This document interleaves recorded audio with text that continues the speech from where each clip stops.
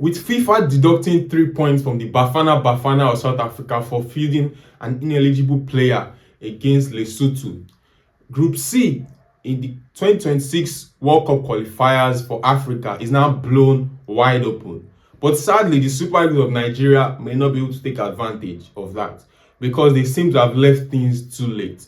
Welcome to today's video, guys. It is another international break, and as you know, I am back to talk about the Super Eagles of Nigeria and their quest, in quotes, because I think it's over. But anyways, I still have to talk about it. Their quest to qualify for the 2026 FIFA World Cup, as mathematically they can still qualify. So, as you know, I will start this video talking about the current situation. In the last week or so, FIFA eventually dropped the hammer on SAFA, the South African Football Association. First sent them a letter notifying them and of the issue of the fielding of Teboho Mokoena, who was ineligible to play in that match against Lesotho months ago, and eventually deducted 3 points from South Africa and awarded 3 goals to Lesotho. First off, nullified the result of that game, which ended 2-0 in favor of South Africa, and 3 goals were awarded to Lesotho, and South Africa were also fined 10,000 Swiss francs. So the rules did apply eventually.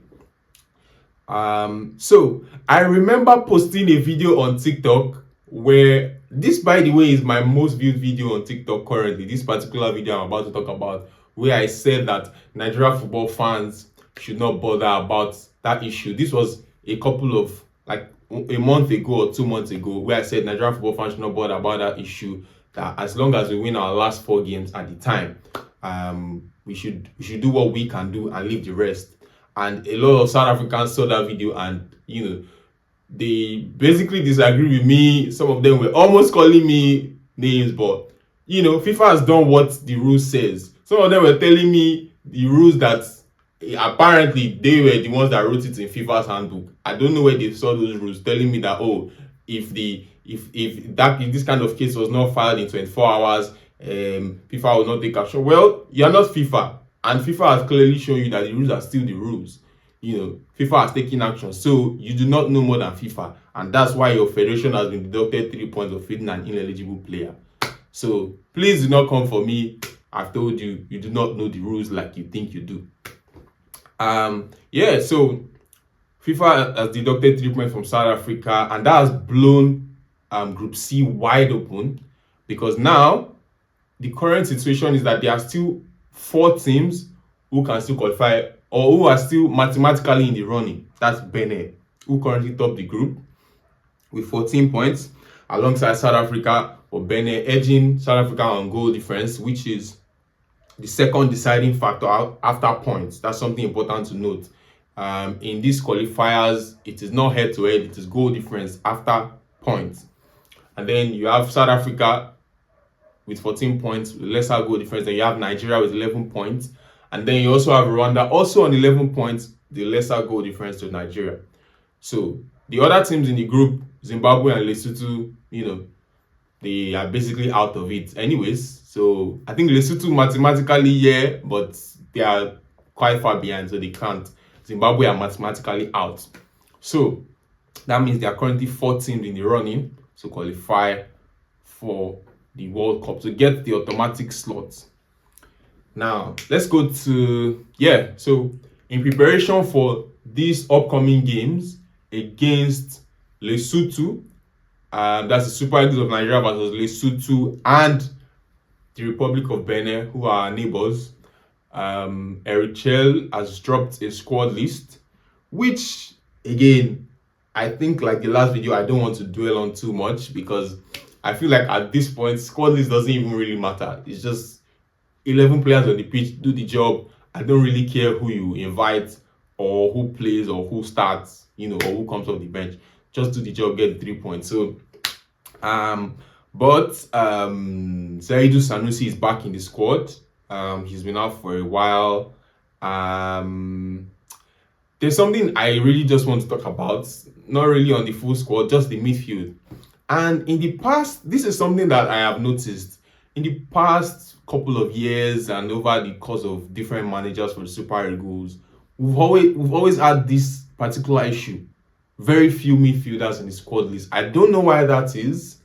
I don't know why, but I think it started from Gennaro Ross' time, and then it just extended through Jose Peseiro and Finidi George and the other manager, Chelle, still happening. I don't know if it's something that has to do with the NFF or the managers, but over the past 3, 4, maybe 5 years, Nigeria's Super Eagles squad list has always had very few midfielders, which is something I find strange because for me, you should always have more midfielders than forwards, because on the pitch, normally in any formation, the midfield is usually there are more players in the midfield than in the attack, except maybe you're playing a 4-3-3. But then again, it's not everybody that plays a 4-3-3. And it's even ironic because Eric Chelle plays a 4-4-2, or has mostly played a 4-4-2, right? So this is something that I've noticed over the course of 3-4 years, and with the different managers that we've had with the Super Eagles. We've had very few midfielders in the squad list every time. Every time I see a squad list, there's always 4, 5 midfielders at most. On a good day, 6 max, and that's it. Like, there are always more forwards than midfielders. I don't know why that is. Happened under Eric Chelle, happened under Finidi George, happened under Jose Peseiro, and now happening under Eric Chelle. I don't know, even more ironic because Eric Chelle plays a 4-4-2, so there should be more midfielders in the squad list, but I don't know why that is. I'm just really concerned about it. Yeah.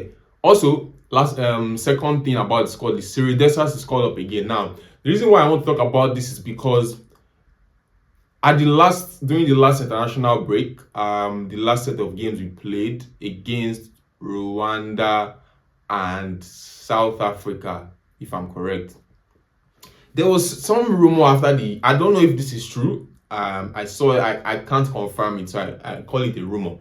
After the South Africa game, where it appeared that there was some people from inside the NFF who really gave like a scathing, who really condemned Cyril Dessers' performance, basically, right? And I found it really strange, because if this is true, then it's really damning on the NFL, because this is a player that has just been, called back into the squad after a long period, and obviously he's not used to African football.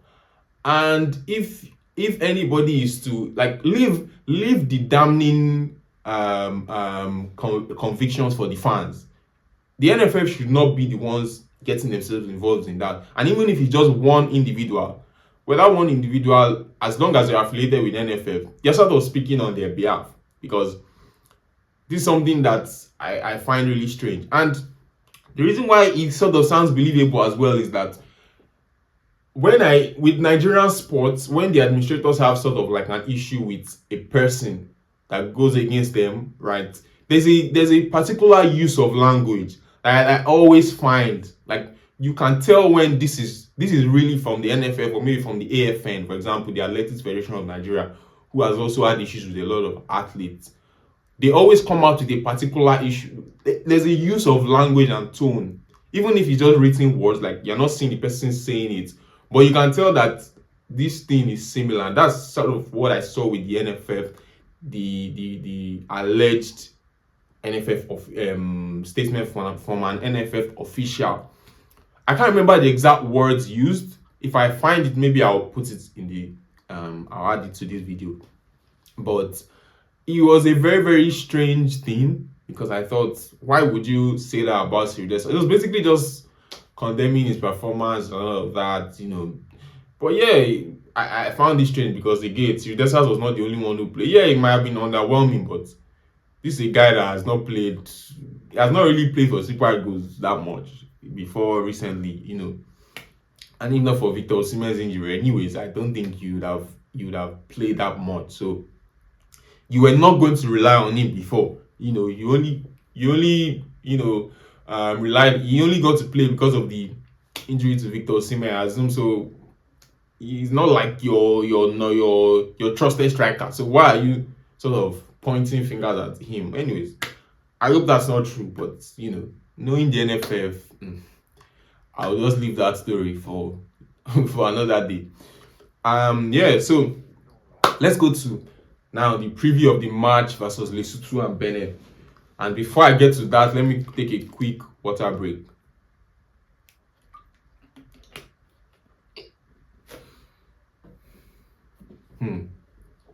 Okay, so we are playing Lesotho, the team that has just gotten awarded 3 free points from nowhere and 3 goals. They will still not qualify. But I'm just happy that it blows things wide open in Group C. And South Africa got punished obviously for breaking the rules. We are playing Lesotho in South Africa again. Now, this is something that's come up in this. This is an issue that's come up in these World Cup qualifiers a lot. South Africa has had so many away games, a couple of away games played in their own country. Now, for those of you who don't know, Lesotho is a country entirely surrounded by South Africa. Now, Lesotho does not have any CAF approved stadium, and so they've played all their home games inside South Africa, and the most recent one a month ago was also in South Africa. Zimbabwe as well has played, I think, one game. I don't know if it's 1 or 2 games, but they are going to play the next game also against South Africa. They're going to play that game in South Africa. Zimbabwe is also really close to South Africa, and they as well do not have a CAF approved stadium. So they are also playing in South Africa. So this has all played into South Africa's hands because they don't, first of all, they don't have to even travel outside of their country to play. And they're basically playing at home, which, to be fair, if people who claim to be Zimbabwe fans or Lesotho fans could be South African fans disguising as them and just fill up the stadium and then start chanting South Africa, South Africa, South Africa. So it's really not possible to get for the likes of Zimbabwe, Lesotho to get a feel of an home game when you're playing another team and you're playing on their own home ground, but it's supposed to be your home game.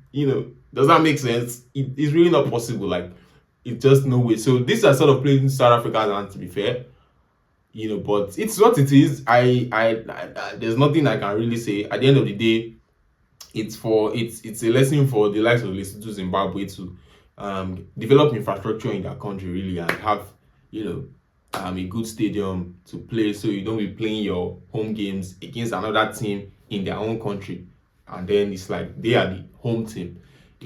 But it's even funny saying this as a Nigerian because right now we only have one CAF approved stadium, that's Uyo, that we are relying on heavily right now. Uyo is hosting all the games. We can't play any CAF or FIFA game any other stadium now. Uyo. So this is not the Zimbabwe Lesotho issue. This is an African issue. There's so many African teams that are playing outside of their home countries. They are like 10 right now, or even maybe 12. So this current administration of CAF has really clamped down on bad pitches and bad stadiums that are not good enough to host, and that's why I see a couple of so many, actually not a couple, so many African countries right now, maybe up to 10, are playing outside of their home country, hosting World Cup qualifiers and AFCON qualifiers outside of their home countries. Some even going as far as North Africa to play in Morocco. So that's just what it is. African football needs to do better. The federations need to do better, and the governments of African countries need to invest in sports infrastructure, football infrastructure, so your national team does not go out playing football in another country where none of your own fans are even there. Some countries are playing outside of their home countries and they can't even get up to 50 fans in what is supposed to be a home game for them. So it's sad. So versus Lesotho, we have in South Africa, we're playing that game in South Africa, by the way. So we're going to travel to South Africa again. And this is something I want to talk about. I feel like I don't know what's going to happen, how it's going to be decided, how camp is going to be organized.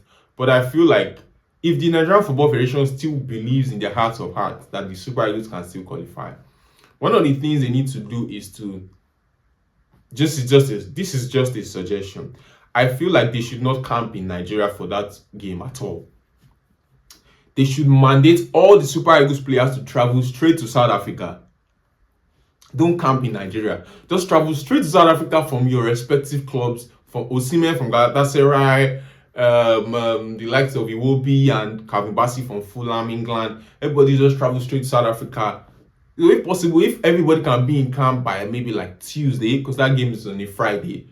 If everybody can be in camp by like Tuesday evening latest, it's good because they can just train, have like 2 training sessions in South Africa and play that game against Lesotho. Then fly back and maybe take a little bit of rest and start training for the game. Fly back to you and start training for the game against the final game against Benin. Because if you do not beat Lesotho, that's the end. Even with the 3-point deduction of South Africa, even if we win after those 3-point deduction, even if we win our last 2 games, we still have to hope that other results go in our favor. So if you do not beat Lesotho, it's over. So you need to prepare as much as possible. Like, I don't think they need to, because if they are coming here to camp again and then traveling to South Africa, I think they should just all travel to South Africa, play that game, get that 3 points, then travel back to Uyo and play and prepare for the game in Uyo, on home ground. So I think for me, that's what I want to advise. And to preview that game, again, the last video I did when I was talking about the match against Rwanda, it's the same thing that I'll do right now. I'm not advising Eric Chelle on anything or anything. The only advice I have is for the NFF and how to organize the camp. I'm not advising Eric Chelle on anything. Just get the 3 points. I'm not advising the players on anything. There's nothing I can advise you right now. It's already too late. There's nothing. I don't think there's any tactical change or any tweak or anything you want to do at this point. It's already too late. The only thing is to just be there, get 3 points, get 3. Do you still be asking those players, do you still want to go to the World Cup? Is it still an attractive offer to you?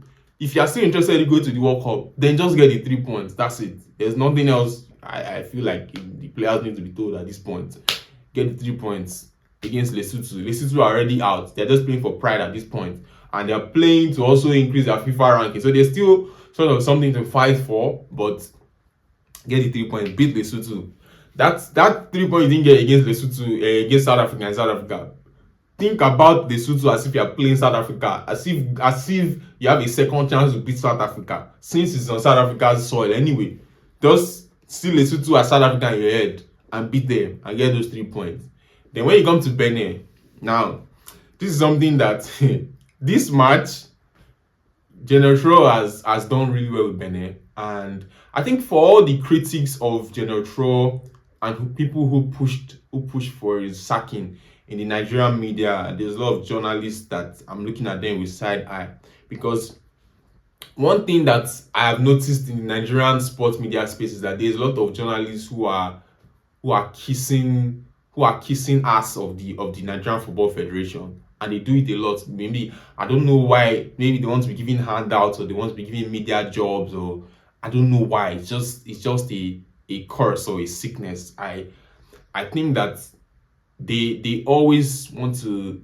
Then you have the ones who are so pro Nigerian coaches, local coaches, and it's like, well, we've had local coaches, we've had foreign coaches, and I personally do not think the problem is either of the two. It's just the recurring problems that affect Nigerian football teams, NFF interference, owing the coaches and all of that. So when you push for General to be sacked, the same General who, by the time he started coaching Nigeria, we had missed out on 2 AFCONs, and then he qualified us for 2 AFCONs and got us to the semi-final of one. I think he didn't take us to the other one eventually. Got us to the World Cup without having to do any calculations like we're doing right now. In a group that had Algeria and Cameroon. And Cameroon at the time we're playing that qualifiers, Cameroon, I think, were the defending champions of Africa, I think, because they won the AFCON in 2017. So this is something that, I don't really understand. And to be fair, towards the end of the trust tenure, we started to struggle against really weak teams. I remember when we were playing the World Cup qualifiers that time, the first round, struggled against Central African Republic and the likes of Cape Verde and all of that. But we still made it through the first round, even though General didn't get to coach us in the playoff against Ghana. But I think people have been unfair to General, and he has gone to Benin Republic, our neighbors, which even hurt the most. He has already beat us in the away fixture, and now he's coming to spoil the party, because now Benin, we're not playing Benin just as we're playing Benin. We're playing Benin as a team that is above us currently, and a team that needs to beat us to qualify. So there's so much riding on this game for General and Benin. Revenge, World Cup qualification, so many things. General and Benin will benefit from winning this game. And I don't know, I feel like we'll beat Lesotho, but this game against Benin, even more so, I'm concerned because we've struggled at home. We struggled so much at home. The game we won against Rwanda was our first home win. So we've struggled so much at home, and so we struggled so much at home. We're facing a General who is out for revenge, who is leading his team to go to the World Cup, who is currently top of the group with Benin. So Benin Republic have so many things riding for them, and if you ask me, I think General and Benin Republic will make it to the World Cup ahead of Nigeria, and this is why I feel like they will make it to the World Cup ahead of Nigeria. They already beat us in the away fixture. They are currently top of the group. We've only won one home game so far in this entire qualifying round. So, General also knows a lot of players in that squad, in this current squad. So, honestly, I believe that let me just say, okay, I won't be surprised if they come to Uyo and spoil the party. They will not get 3 points. I don't see them getting 3 points, but a draw is a very, very likely outcome for that game. So I personally have already made peace with the fact that we are not going to the World Cup. So it doesn't affect me in any way. I'm already well aware of that. So yeah, I think General and Benin Republic are likely to qualify for the World Cup ahead of the Super Eagles of Nigeria. Yeah. So my final verdict on this is that, interestingly, the 3-point deduction from South Africa and the 3 points and 3 goals deduction from South Africa has made it mathematically possible for Nigeria to qualify with the automatic slot as opposed to the playoff spot. Because now the playoff spot, Nigeria can no longer mathematically make it, because the other teams in that group, in that playoff spot table, so to say, are already way ahead of us. So even if we win our 2 points and the other teams lose, we still can't. It's impossible. So we are more likely to get to the World Cup through the automatic slot right now as it is, because of that 3-point deduction and 3 goals. So it's still possible, even though I am very, very pessimistic. And the last time I thought we still had a chance was before the round of qualifiers in March. That was before we drew Zimbabwe at home. Again, if you can't beat Zimbabwe home and away, and you can't beat Lesotho at home, then you don't deserve to be at the World Cup. That's just the fact. So I think it's still very much possible, but it'll be very, very difficult, especially because even if we do our own part, winning the 2 games, results in the other fixtures still have to go in our favor. So it's not, our destiny is not entirely in our hands right now. So yeah, that's just where it is. That's where I'll bring today's video to a close. I don't want to talk too much. I feel like this is already a foregone conclusion. I don't think this is something that I need to dwell on too much, because I think this thing is already done as far as I'm concerned. So yeah, that's where I bring today's video to a close. In the coming week, I would of course come up with another video which will be a review of the 2 games against Lesotho and Benin. And yeah, and we'll see what happens, after the 2 games. Yeah, whether Nigeria by some miracle manages to qualify for the World Cup, or if it's what I already expect, that we are not going to the World Cup. So thank you guys for watching. Thanks to all my subscribers for engaging, for liking and sharing. You know the drill. If you enjoyed this video, share to all football fans or sport fans. Share to your social media pages, share everywhere. And until I record my next video, it's bye for now.